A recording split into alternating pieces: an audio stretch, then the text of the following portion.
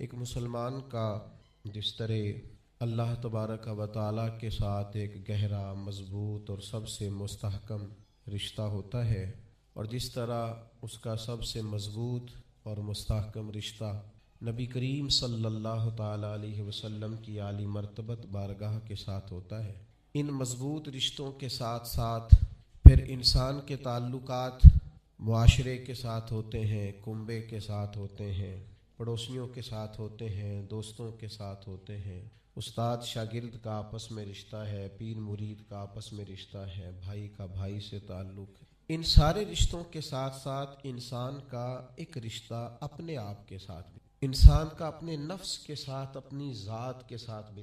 نبی کریم صلی اللہ تعالیٰ علیہ وسلم نے ایک لفظ کہہ کے نا کہ تم پر تمہاری ذات کا بھی حق ہے، تم پر تمہارے نفس کا بھی حق ہے، تو ہم پر ہمارے حقوق بھی نبی کریم نے مقرر فرما دی۔ جناب عبداللہ ابن عمر خود فرماتے ہیں کہ سرکار نے مجھ سے پوچھا کہ عبداللہ یہ بات ٹھیک ہے کہ تم ہر روز ہی نفلی روزہ رکھتے ہو اور ہر رات ہی نفلی عبادت کرتے؟ تو میں نے عرض کیا یا رسول اللہ صلی اللہ تعالیٰ علیہ وسلم ایسا ہی ہے۔ اللہ کے پیارے حبیب علیہ الصلوۃ والسلام نے فرمایا ایسا نہ کرو۔ وہ نفلی روزہ رکھتے تھے، ہر روز ہر رات نفلی عبادت کرتے، تو محبوب نے ان سے تصدیق کرانے کے بعد فرمایا ایسا نہ کرو، کبھی روزہ رکھا کرو، کبھی افطار کیا کرو، اور فرمایا کبھی نماز پڑھا کرو، کبھی سو جایا۔ کیوں؟ اس لیے کہ حضور فرمانے لگے تمہارے جسم کا بھی تم پر حق ہے، تمہاری آنکھ کا بھی تم پر حق ہے کہ اسے نیند آتی ہے، تمہاری بیوی کا بھی تم پر حق ہے، اور فرمایا تم سے جو ملاقات کرنے کے لیے آتا ہے اس کا بھی تم پر حق ہے۔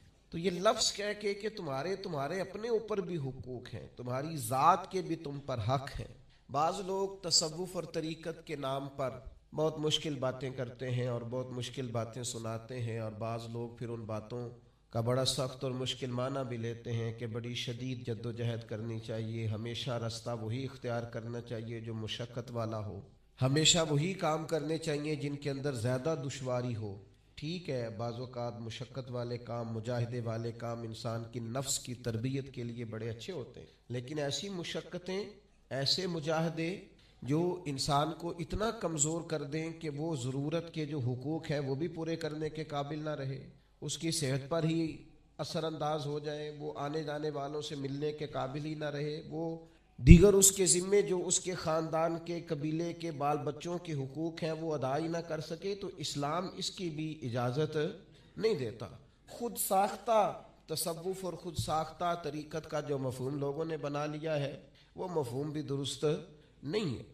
ہمارے بزرگ تھے شیخ المشائخ اور استاذ الاساتذہ حضرت شیخ محمد تحسین رضا خان صاحب بریلوی رحمۃ اللہ تعالی علیہ، 50 سال کے لگ بھگ انہوں نے درس حدیث دیا ہے۔ تو میں ان پر ایک مضمون لکھ رہا تھا، میں نے ان سے عرض کی حضور آپ تہجد پڑھتے ہیں؟ فرمانے لگے نہیں، میں عشاء جماعت سے پڑھتا ہوں، اس کو بھی سالوں بیت گئے، اور میں فجر جماعت سے پڑھتا ہوں، یہ بھی میری زندگی کا معمول، لیکن میں سحری کے وقت اس لیے نہیں اٹھ پاتا کہ مجھے صبح 8 بجے بیٹھ کر بچوں کو درس حدیث پڑھانا ہوتا ہے، عشاء کے بعد مجھے مطالعہ کرنا ہوتا ہے، تو میں سمجھتا ہوں یہ بھی میرے لیے نفلی عبادت ہے، لہذا میں رات کو بھی کتاب و سنت دیکھتا ہوں اور سارا دن بھی کتاب و سنت پڑھاتا ہوں، امید ہے میرا رب مجھے تہجد کا اجر بھی عطا کرے گا۔ عزیز دوست، آپ یاد رکھیے گا، اس کو سمجھیے گا کہ ہمارے ہاں بعض لوگ بعض چیزوں کو زیادہ دشواری بنا لیتے، فلاں آدمی کو میں نے کبھی نفل پڑھتے نہیں دیکھا، یہ طریقت نہیں کہ آپ نے اسے نفل پڑھتے نہیں دیکھا تو وہ صوفی نہیں۔ آپ یہ بتائیے کبھی فرض چھوڑتے تو نہیں دیکھا، کبھی اسے ضروریات دین کو چھوڑتے تو نہیں دیکھا، اور نفل تو ویسے بھی انسان کا رب سے ذاتی معاملہ، ہو سکتا ہے سامنے والا چھپ کے پڑھتا ہو سکتا ہے وہ کسی ایسے لمحے میں پڑھتا ہو جب وہ سمجھے کہ اس وقت مجھے تنہائی میسر ہے۔ تو حضور نے فرمایا تمہارے نفس کا بھی تم پر حق ہے، جن جن چیزوں کو اللہ رسول نے جائز قرار دیا ہے وہ کوئی شخص بھی استعمال کرتا ہے تو اس کو کوئی شخص ناجائز کر سکتا نہیں، کسی کو بھی اس کا اختیار اور حق حاصل نہیں ہے۔ بلکہ صحیح بخاری کے اندر سیدہ عائشہ صدیقہ رضی اللہ تعالی عنہ کی ایک روایت موجود ہے، آپ فرماتے ہیں نبی پاک صلی اللہ تعالی علیہ وسلم نے کوئی کام کیا، بعد میں رخصت دے دی، اجازت دے دی، فرمایا چاہے کرو چاہے نہ کرو، نہ کرنے کی اجازت دے دی، پہلے سرکار نے کیا۔ تو بعض لوگ ایسے تھے جنہوں نے اس رخصت سے فائدہ نہیں اٹھایا، وہ کام کرتے رہے. حضور نے اجازت دی تھی لیکن انہوں نے اس اجازت سے فائدہ نہ اٹھایا. تو نبی کریم علیہ السلام کو جب اس بات کا علم ہوا تو محبوب نے اللہ کی حمد کی اور حضور فرمانے لگے یہ بعض لوگوں کو کیا ہو گیا ہے کہ وہ ان کاموں سے بچتے ہیں جو میں کرتا ہوں. یعنی جس رخصت اور گنجائش پر میں عمل کر رہا ہوں اللہ کا محبوب ہو کے وہ اس چیز کو چھوڑ رہے ہیں, اس سے اعتراض برت رہے ہیں حالانکہ میں اجازت دے رہا ہوں. اور پھر اللہ کے حبیب علیہ السلام نے کیا خوبصورت انداز میں اس سارے مفہوم کو اتنا سمیٹا کہ اس کو ہمیشہ کے لیے بند کر دیا. اللہ کے محبوب فرمانے لگے مجھے اللہ کی قسم میں تم سب سے زیادہ رب کو جانتا ہوں اور میں تم سب سے زیادہ اللہ سے ڈرتا ہوں. تو جب میں کسی گنجائش پہ عمل کر رہا ہوں, جب میں کسی ضرورت پر عمل کر رہا ہوں, تو یہاں ایک دوست تشریف لائے ہمارے پاس تو وہ ہمیں مشورہ دینے لگے کہ آپ کے ہاں بچوں کو چھٹی ہوتی ہے تو وہ تقریباً 1.5 دن بنتا ہے, ظہر کی نماز کے بعد ہفتے کو وہ چلے جاتے ہیں اور اتوار کا سارا دن وہ چھٹی میں رہتے ہیں, تو یہ 1.5 دن پورا ان کا ضائع ہوتا ہے.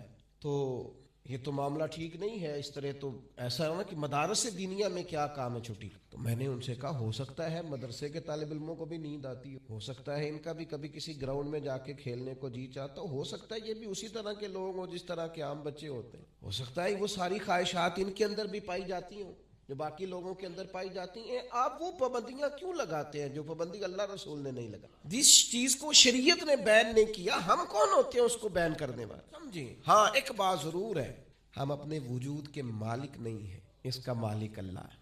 وہ خالق ہے, ہم مخلوق ہیں. وہ معبود ہے, ہم اس کے عابد ہیں. وہ ہمارا مالک ہے. ہمیں اپنے نفس کو, اپنے وجود کو اس کی فرما برداری میں رکھنا. نفس کے حق کا یہ مطلب نہیں ہے کہ خواہش نفس میں اگر کوئی ناجائز چیز پیدا ہوتی ہے تو اس کی تکمیل کے لیے بھی ہم دوڑ پڑیں گے. اس کی شریعت کے اندر اجازت نہیں ہے. اجازت اس بات کی ہے کہ جن چیزوں کو شریعت نے جائز قرار دیا ہے آپ اگر ان کا حصول چاہتے ہیں, آسانی چاہتے ہیں تو آپ ضرور ان کو اختیار کریں, کوئی منع والی بات نہیں ہے.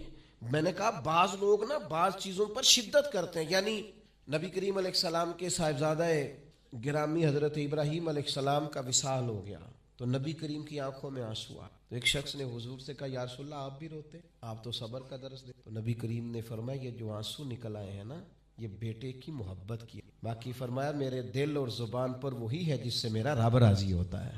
میں اللہ سے کوئی شکوہ نہیں کر رہا, اس کی تقدیر پر راضی ہوں. لیکن یہ کہ جو انسان پر اللہ تعالیٰ نے کچھ فطری محبت رکھی آپ اس کو بھی قبول نہیں کرتے بعض لوگ. تو کچھ لوگ بعض لوگوں پر زیادہ شدت کرتے ہیں, بعض لوگ بعض چیزوں کے معاملے میں زیادہ شدت کا. حضرت عمر کو نبی پاک نے کچھ نذرانہ دینا چاہا, ہدیہ دینا چاہا. ایک ہے آپ کسی سے مانگتے ہیں, ایک ہے کوئی آپ کو دیتا ہے. ان دونوں باتوں میں وہ جو تحفہ لینا دینا ہے اسے تو حضور نے فرمایا محبت بڑھتی ہے. تو حضرت یہ صحیح بخاری میں موجود ہے, نبی کریم نے کچھ دیا تو حضرت عمر عرض کرنے لگے نہیں یا رسول اللہ ضرورت نہیں.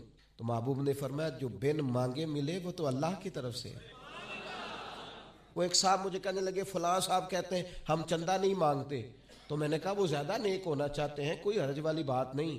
وہ چندہ نہیں مانگتے, وہ زیادہ پرہیزگار ہونا چاہتے ہیں, زیادہ آگے بڑھنا چاہتے ہیں. ورنہ نبی پاک نے تو اعلان کیا ہے کہ تبوک پہ جانا ہے, مجاہدوں کو چندے کی ضرورت ہے. اعلان کیا کہ نہیں کیا رسول پاک نے؟ تو آپ کس کو علماء کی توہین کا پہلو بنائیں گے؟ رسول اللہ صلی اللہ علیہ وسلم نے اعلان نہیں فرمایا؟ اگرچہ مالک کے کل ہیں لیکن حضور نے اعلان کیا. اور قرآن مجید میں تو کفار نے شکوہ کیا ہے کہ رب ہم سے مانگتا ہے معاذ اللہ. اس کا معنی یہ ہے کہ اللہ فقیر ہے ہم غنی ہیں.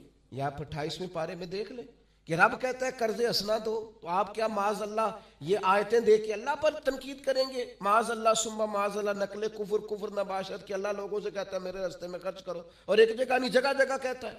آپ کچھ زیادہ نیک ہونا چاہتے ہیں. یعنی جس بات کا اللہ اعلان کر رہا ہے وَمِمَّا رَزَقْنَاهُمْ يُنْفِقُونَ, جو میں نے تمہیں دیا ہے میری راہ میں خرچ کرو, جس کا حضور اعلان کر رہے.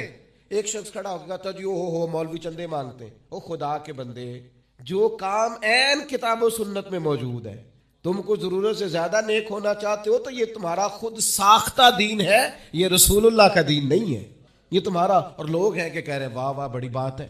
تو اس لیے ہمارے وجود کا بھی ہم پر حق ہے. چند ایک نفس کے حقوق آج بیان کرنے. سب سے پہلا ہمارے نفس کا ہم پر حق یہ ہے کہ ہم اپنے آپ کو پہچانیں, اپنی صلاحیتوں کو اپنے اوپر غور کرے. قرآن مجید نے ارشاد فرمایا کہ بل الانسان علی نفسہ بصیرہ، فرمایا بلکہ انسان خود اپنے اوپر گواہ ہے، اسے اپنا پتہ ہے. بہانے بنائے تو بات الگ ہے، یہ خود پر گواہ ہے، اسے خبر ہے.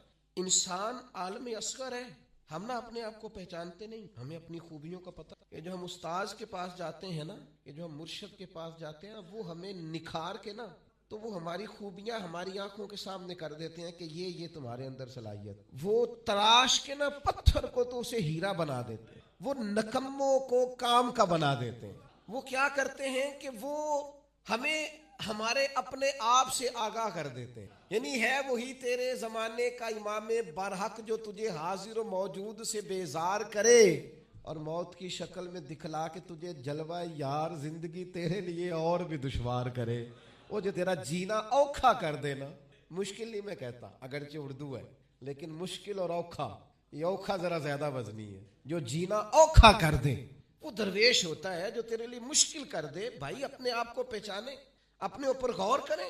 اللہ تعالیٰ نے بنایا ہے اور بنانے والا کہتا لقد خلقنا الانسان فی احسن تقویم.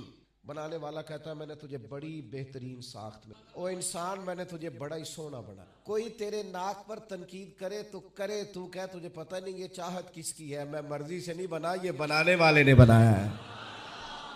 اس نے تجھے سونا بنایا، تو اپنے آپ کو پہچانتا ہی نہیں. تو جو ہے نا خدا جانے بلندی ہے کہ پستی پر جہاں میں ہوں وہاں کوئی نہیں ہے. تو اپنے قد سے بھی پیار کر، تو اپنے رنگ سے بھی پیار کر، تو اپنے وجود کی ساخت سے بھی پیار کر. اور پھر وہ کہتا ہے تجھے بنایا، باقی سارا کچھ تیرے لیے بنا. هو الذی خلق لکم ما فی الارض جمیعا. رب کہتا ہے زمین میں جو کچھ ہے نا میں نے سارا تیرے لیے، تجھے اللہ رسول کے لیے بنایا ہے، اور باقی زمین میں جو کچھ ہے وہ سارا تو پہچانتا ہی نہیں. ہر چیز مسخر ہے تیرے سامنے. اتنا بڑا ہاتھی ہوتا ہے اور ایک عام آدمی ہلکی سی چھڑی لے کے اسے چلا رہا ہوتا. اونٹ کتنا لمبا چوڑا وزنی ہوتا ہے لیکن ایک عام آدمی اس کے ناک میں نکیل ڈال کے اسے گھما رہا ہوتا ہے. کتنی بڑی بھینس ہوتی ہے لیکن چھوٹے سے بچے نے مہار پکڑی ہوئی ہوتی ہے. ایک عام آدمی پائلٹ بن کر جہاز پہ بیٹھتا ہے اور منوں ٹنوں کے حساب سے وزن ہے، افراد ہے، لیکن ہواؤں پر سواری کر کے اسے چیرتا ہوا وہ مہینوں کی منزلیں گھنٹوں میں طے کر کے کراس کرتا ہے. تسخیر کائنات کے لیے تجھے بنایا ہے، تو سو رہا ہے، تو جاگتا ہی نہیں، تو اپنے آپ کو پہچانتا ہی نہیں. اقبال سے کسی نے کہا میں رب تک جانا چاہتا ہوں تو اقبال کہنے لگے عجب نہیں کہ خدا تک تیری رسائی ہو، پر تیری نظر سے تو پوشیدہ ہے آدمی کا مقام. تو بندے کے مقام کوئی نہیں سمجھ سکا ابھی تک. من عرف نفسہ فقد عرف ربا. درویش کہتے ہیں جو اپنے آپ کو پہچان گیا وہی تو اپنے رب کو پہچان گیا.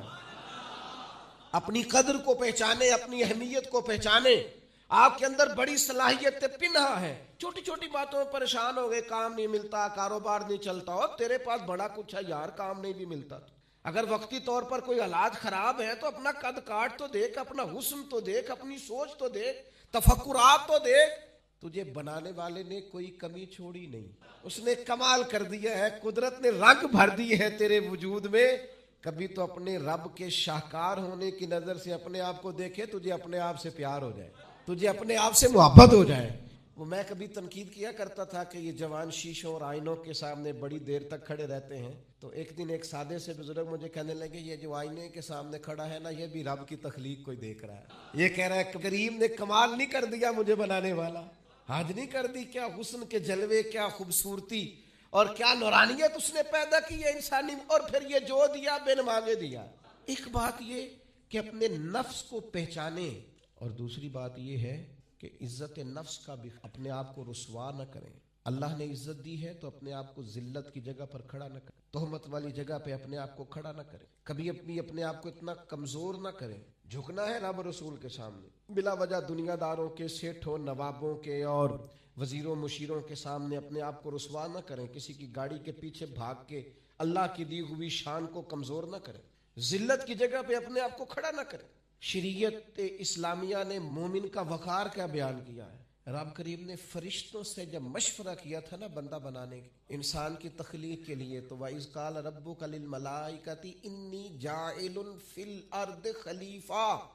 اللہ نے فرشتوں سے فرمایا میں زمین پہ اپنا نائب بنانا چاہتا ہوں. اوہو، کبھی آپ اس کو سمجھ جائیں نا کہ یہ عزت کا تاج کیا ہے. رب کہتا ہے میں نے تجھے زمین پر اپنا خلیفہ بنایا ہے تو نائب ہے میرا، اور کتنا تو پروقار ہے اور تو کتنا طاقتور ہے انسان، تیرے اندر کتنی صلاحیتیں ہیں۔ سورہ احزاب میں اللہ کریم فرماتے ہیں رب نے اپنی امانت زمین و آسمان پر رکھنی چاہیے تو زمین و آسمان نے انکار کر دیا اللہ کی امانت کو اٹھانے سے، وَحَمَلَهَا الْإِنسان، اور انسان نے اس امانت کو اٹھا لیا، کہا مالک میں تیری امانت اٹھاؤں گا، میں تیرا نام لے کے گلیوں میں گھوموں گا، میں تیری توحید کے ڈنکے بجاؤں گا۔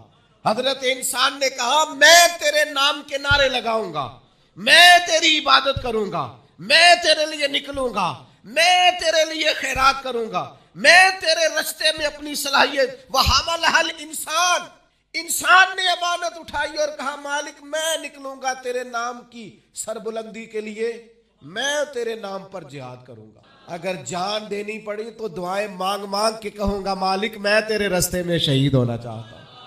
اللہ کی امانت کو حضرت انسان کیوں اپنے آپ کو رسوائی والی جگہ پہ کھڑا کرے، کیوں کمزور کرے؟ بہت پہلے کہا تھا فقیر آدمی ہوں، جو باتیں کہتا ہوں کوشش کرتا ہوں سوچ سمجھ کے کہوں۔ بہت پہلے کہا تھا میں نے کہ جو اپنی برادری کو بڑا جانتا ہے اس کی زیادتی نہیں، زیادتی اس کی ہے جو اپنی برادری کو سب سے چھوٹا جانتا۔ تو بڑا نالائق ہے، تو کہتا ہے میں چھوٹی برادری میں پیدا ہوا ہوں، تو مرضی سے پیدا ہوا ہے، یہاں تجھے تیرے رب نے پیدا کیا۔ جو ماں تیرے، میں نے ایک دفعہ کہا کچھ دوستوں سے، کہنے لگے کدھر جا رہے ہیں، میں نے کہا اپنے والد صاحب کے، کہنے لگے پیر تھے، میں نے کہا نہیں، عالم تھے، میں نے کہا نہیں، کسی بہت بڑے ادارے میں کسی صدر نشین کی سیٹ پہ بیٹھتے تھے، میں نے کہا نہیں، وہ ٹریکٹر پر بیٹھ کر کھیتوں میں ہل چلاتے، شام کو بھینسوں کا دودھ دھوتے، وہ کسان تھے، وہ محنت کرتے، پھر وہ تاجر تھے، چھوٹی سی تجارت کرتے۔ لیکن مجھے اگر کوئی کائنات میں پوچھے گا نا خوش نصیب کتنے ہو، تو میں کہوں گا میں نے اس طرح کا باپ نہیں دیکھا جس طرح کا اپنا باپ دیکھا، اس لیے کہ میری شخصیت میں اگر کوئی نکھار ہے تو سب سے زیادہ رنگ میرے ابا جی کے بھرے ہوئے، تو میں کیسے انکار کروں؟ سب سے زیادہ ان کے دیے ہوئے رنگ ہیں شخصیت کے، ماں باپ کے۔ او بھائیو، ناز کے ساتھ زندگی گزاری جاتی، کبھی اپنے آپ کو رسوائی والی جگہ پہ کھڑا نہ کریں، کبھی اپنے آپ کو کمزور نہ کریں، مضبوط رہیں، طاقتور رہیں۔ اور تیسری بات، ایک تو اپنے نفس کو پہچاننا ہے، دوسرا اپنی عزت کرنی۔ کس کی عزت کرنی ہے؟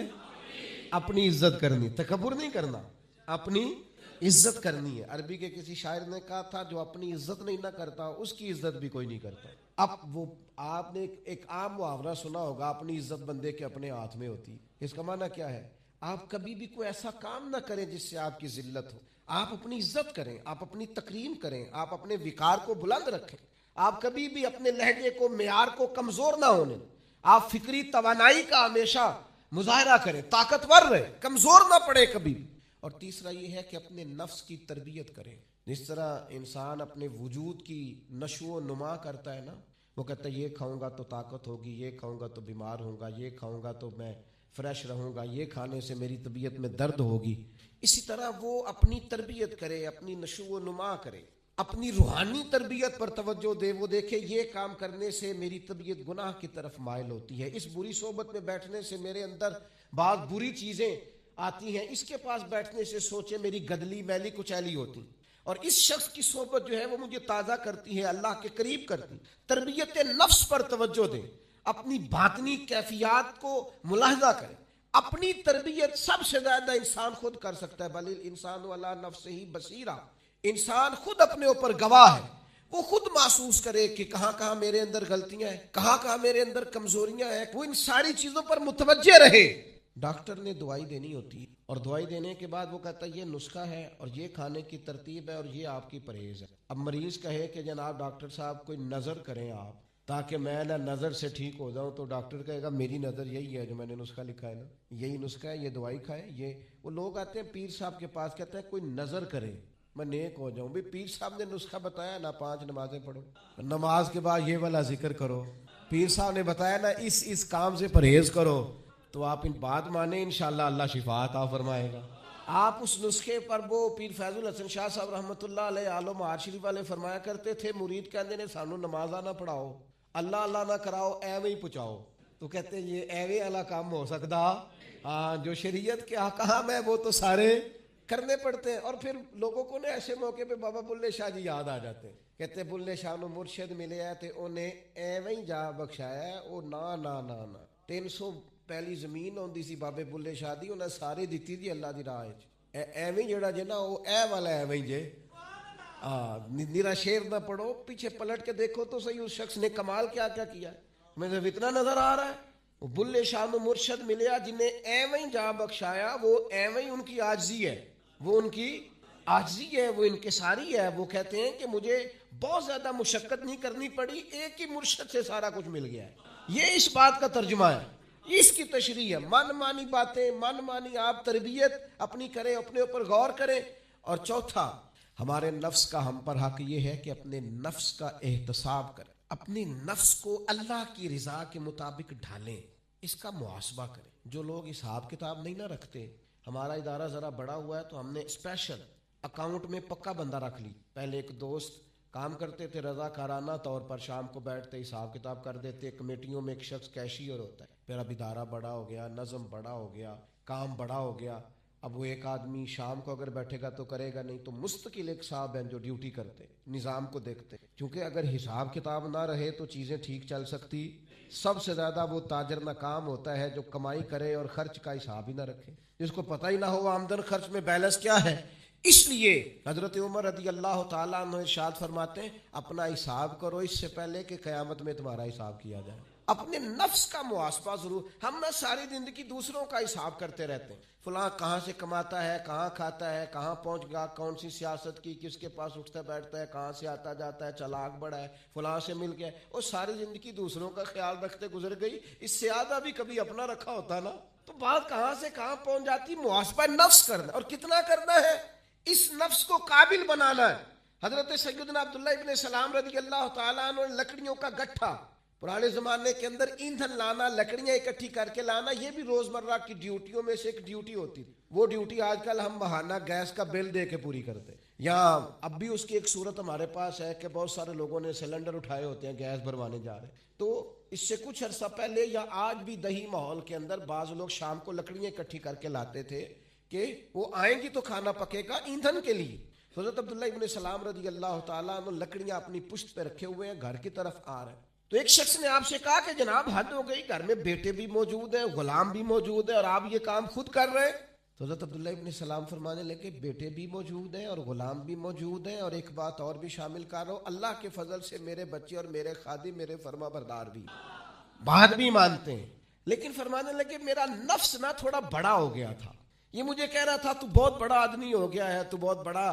شخص ہو گیا تیری بڑی شخصیت ہو گئی ہے فرمایا یہ جو ذرا لکڑیوں کا گٹھا پشت پہ رکھا ہے نا یہ رکھا پشت پہ ہے لیکن ذرا حساب اپنے نفس کا کر رہا ہوں محاسبہ نفس کر رہا ہوں اسے سمجھا رہا ہوں کہ اتنا بڑا ہونے کی ضرورت ہمارے بزرگ فرمایا کرتے تھے آخر تک اپنے استادوں کی بارگاہ میں حاضری دینی ہے میرے اسا فرمایا کرتے آخر تک اپنے مشائخ سے جڑے رہنا آخر تک اپنے اساتذہ کے پاس آنا جانا کچھ لوگ بے نیاز ہو جاتے ہیں نا خود عالم ہو گئے اب استاد گئے خود بڑے ہو گئے اب گئے کہتے تھے آخر تک جانا اس لیے کہ بعض لوگوں کے پاس جانے سے انسان کو لگتا ہے کہ نہیں مجھ سے بھی بڑے موجود ان کے پاس بیٹھنے سے احساس ہوتا ہے کہ میں اتنا بڑا نہیں ہوں اور بڑا بھی ہمیشہ وہی ہوتا ہے جس کا کوئی بڑا ہوتا ہے جس کا کوئی بڑا نہیں وہ کیسے بڑا ہوگا تو اللہ تعالیٰ نے بھی ہمیں قرآن مجید کے اندر یہ حکم دیا یا ایھا الذین آمنوا اتقوا اللہ ولتنظر نفس ما قدمت لغد اے ایمان والو اللہ سے ڈرو اور ہر جان حساب کرے محاسبہ کرے دیکھے کہ اس نے کل کے لیے آگے کیا بھیجا کل کے لیے اپنا حساب کرنا ہے محاسبہ نفس کرنا یہ نفس کا حق ہے جس طرح کپڑے میلے ہو جاتے ہیں تو آپ پریشان ہوتے ہیں کہ یار یہ میلے ہو گئے بدلنے چاہیے جوتے ٹوٹ جاتے ہیں تو آپ خیال کرتے ہیں یار مجھے آنا جانا ہوتا ہے یہ مجھے ٹھیک کرنے چاہیے تو نفس پر میل کچیل چڑھ جاتی ہے لوگ حساب ہی نہیں کرتے باطن سارا گدلا ہو جاتا ہے لوگ حساب ہی نہیں کرتے اندر سارا کمزور ہو جاتا ہے حساب ہی نہیں کرتے اس نفس کا حساب کرنا ہے محاسبہ کرنا ہے اس کا بھی حق ہے جس طرح آپ کے جسم کا حق ہے کہ لباس ٹھیک ہو جوتے ٹھیک ہوں آپ نے غسل کیا ہوا ہو اس طرح آپ کے نفس کا بھی حق ہے اس کا حق کیا ہے کہ اسے اتنا ٹھیک کر دے اتنا محاسبہ کریں اتنی اس کی عادات بہتر کریں کہ وہ رب کی رضا کے مطابق ڈھل جائے اللہ رسول کی رضا کے مطابق دھل جائے نکھر جائے صاف ہو جائے اس طرح کا ہو جائے کہ جب دنیا سے جانے لگے تو آواز آئے یا ایتھا النفس المطمئنہ اے نفس مطمئنہ ارجعی الی ربک راضیۃ مرضیہ، لوٹ اپنے رب کی طرف، تو اپنے رب سے راضی ہے اور تیرا رب تجھ سے راضی ہے۔ اس نفس کو اللہ کی رضا کے مطابق ڈھال دیں۔ حضرت ابراہیم ابن ادم رحمۃ اللہ علیہ ایک دن مریدوں کے بیچ بیٹھے ہوئے تھے، فرمانے لگے دنیا میں جو کچھ ہوتا ہے میری مرضی سے ہوتا ہے۔ تو سارے مرید آپ کی طرح کے عقیدت مند تو نہیں نہ ہوتے چپ کر کے سن لیں، کچھ سوچتے بھی ہیں، ان کا دماغ فوری طور پر تنقید کی طرف بھی مائل ہوتا ہے۔ جب آپ نے فرمایا کہ دنیا میں جو کچھ ہو رہا ہے میری مرضی سے ہو رہا ہے، تو کچھ لوگ جو تھے ان کی آنکھیں بتاتی تھیں کہ سوال فوری طور پر آ گیا ہے، ذہنوں کو پریشان کر رہا ہے۔ تو ایک صاحب نے کہہ لیا حضور یہ بڑا دعویٰ ہی نہیں، دنیا میں جو ہو رہا ہے میری مرضی سے ہو رہا ہے۔ فرمانے لگے اصل بات نہیں نا، تم نے آگے پوچھا ہی نہیں، میں بتانے لگا تھا، تم پر کچھ لوگ پریشان جلدی ہو جاتے، اگلا صفحہ پڑھتے نہیں پچھلے پہ ہی پریشان ہو جاتے۔ کہا دنیا میں جو کچھ ہو رہا ہے میری مرضی سے ہو رہا ہے، اور میری مرضی وہی ہے جو میرے رب کریم کی مرضی ہے۔ میں نے اپنی مرضی اللہ کی مرضی میں فنا کر دی ہے، لہذا جو کچھ بھی ہو رہا ہے چونکہ میری مرضی وہی ہے جو میرے یا ایتھا النفس المطمئنہ ارجعی الی ربک راضیۃ مرضیہ، اے نفس مطمئنہ لوٹ اپنے رب کی طرف، وہ تجھ سے راضی ہے، اور تو فادخلی فی عبادی، آجا میرے خاص بندوں میں، وادخلی جنتی، آنا میں نے تیرے لیے جنت تیار کی ہے، میری جنت میں داخل ہو جا۔ لیکن کیا کرنا ہے؟ نفس مطمئنہ، کون سا؟ ایسا نفس تیار کرنا ہے جو اللہ سے راضی ہو اور اللہ اس سے راضی ہو۔ اس کا محاسبہ کر کے اس طرح کا بنا لیں کہ یہ اس طرح کا ہو جائے کہ جس طرح اللہ اس سے راضی ہے اور یہ اللہ